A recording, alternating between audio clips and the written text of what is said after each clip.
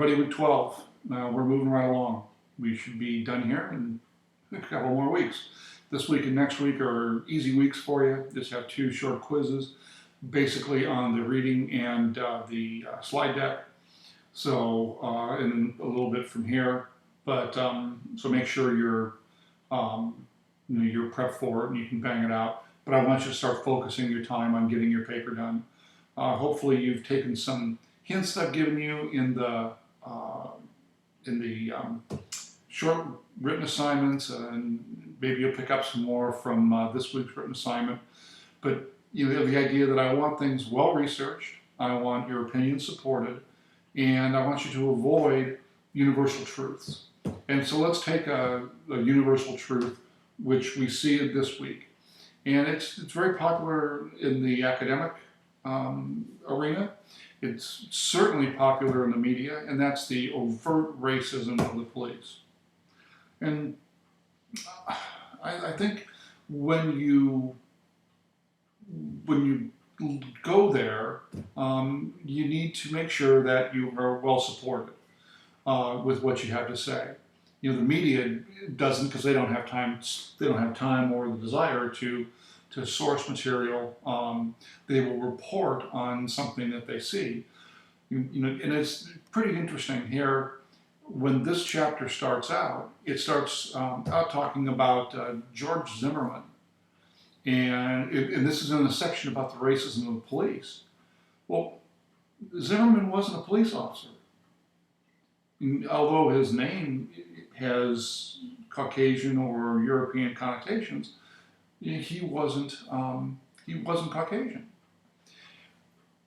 But I can't tell you the amount of students that will write papers on racism and they bring up Zimmerman, saying how he was racist. And then the cops are racist. He just shows how they are. Again, not well sourced, not well researched. So as you look at those issues, don't accept things as a universal truth and use that to explain something that you don't understand completely or you don't know. The next issue that we have with multicultural communities is where you have language difficulties, and you can see that when as an officer, I would see that would run into somebody from some other country, some other culture, and had difficulty communicating with them. And then we would try to find something that would work between us. And sometimes it was for maybe somebody from France or from European culture. Maybe they had enough knowledge of Italian or Spanish, Castilian, and my fairly poor knowledge of Spanish, and we would be able to communicate. But that communication problem, runs deep. And how much do you expect the police to have a knowledge of? Look at the city of Irvine. That's a great example. Where here, most of us in California have the option of taking Spanish in high school and maybe junior high school. And many of us have done that. Some of us have worked in environments where we worked with a lot of migrant people that spoke particularly Spanish. So we'd pick stuff up, and maybe some of us got halfway decent at it. But when you have a culture as in Irvine, where the Caucasian population is a minority population, and the Asian culture is majority, and then you have multiple different types of languages, types, but in dialects. You've got Korean, Japanese, Vietnamese, Chinese, and Chinese has two basic dialects, neither of which can really communicate well with each other, but they're both Chinese. Okay, so should an officer be somewhat fluent in all of those? Well, certainly it would be nice, but that's not something you're going to see often.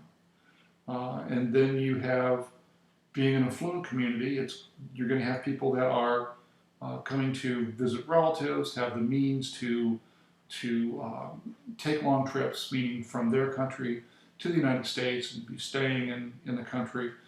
And if you don't have the ability to communicate with them, what happens when they're out walking around and they run into the police or they get lost? And I've had both of those instances happen. One with a woman from Russia, and another woman who was from Holland.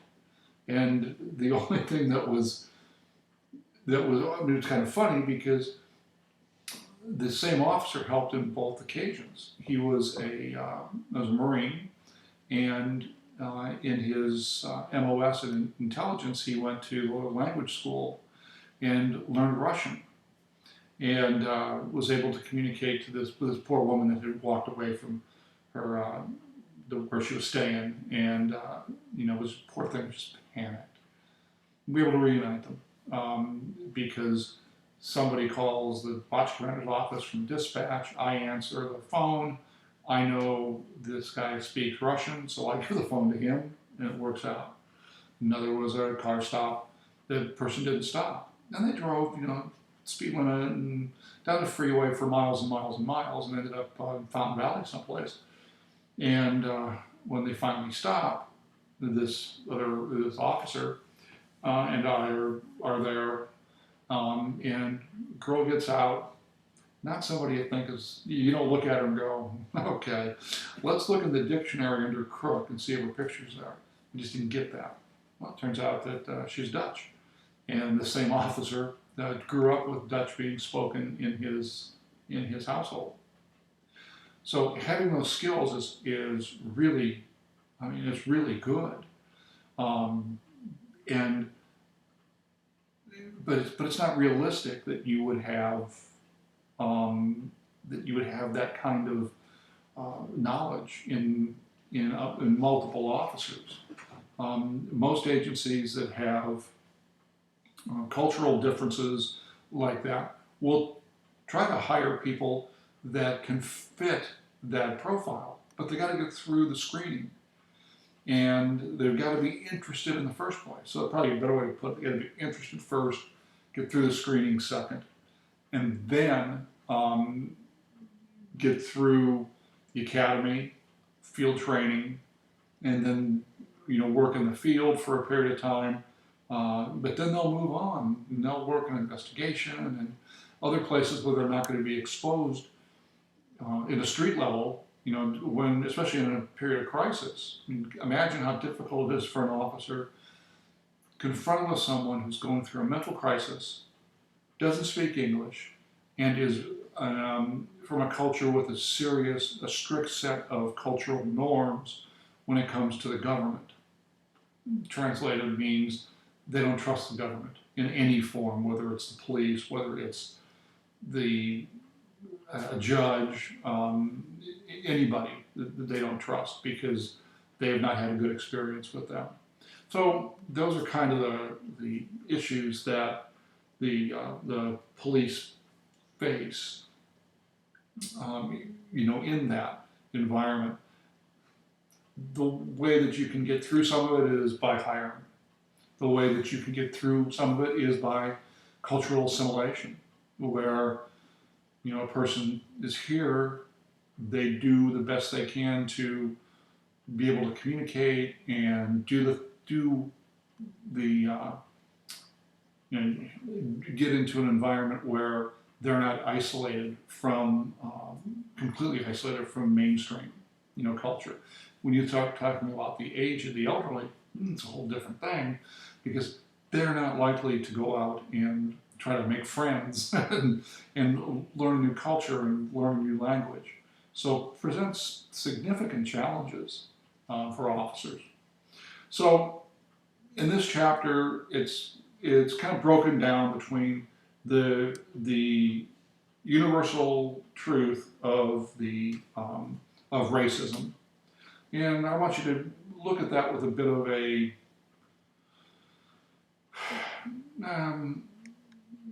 just look at it carefully and don't just accept that when something bad happens, it's because of racism.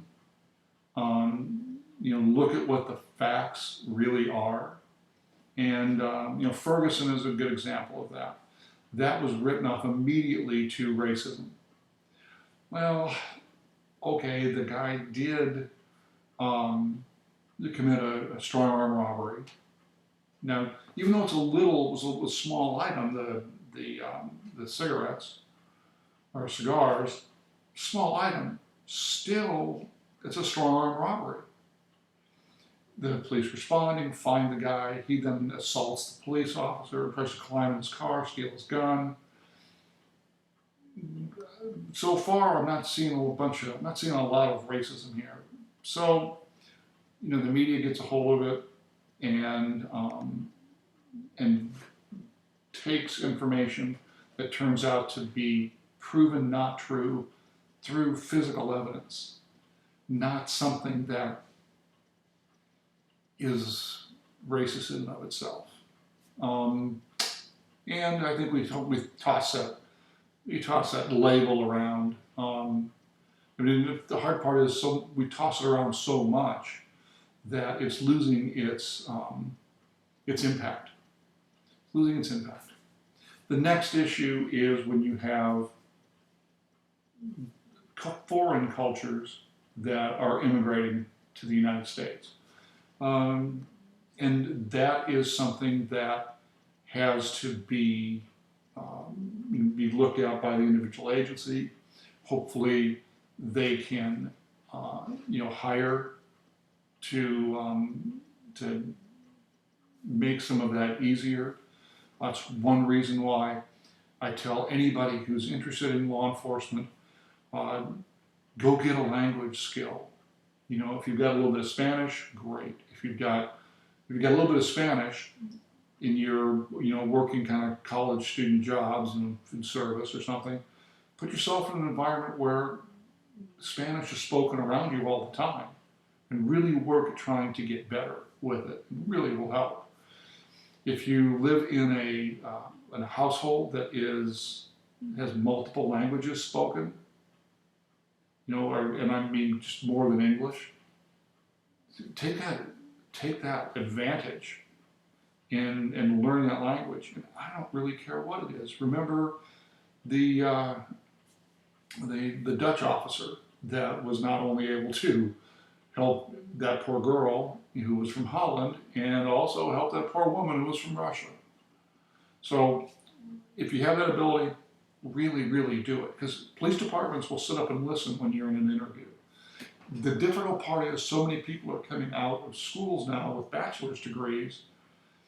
In the past, you came in with bachelor's degree into an interview with a bachelor's degree with some other stuff, and that really puts you ahead. Now there's a lot of people out there. We'll talk about that a lot more in recruitment. So that's all it is for this week. Hopefully a little shorter video, and I've given you some tips as to what to look for. With that being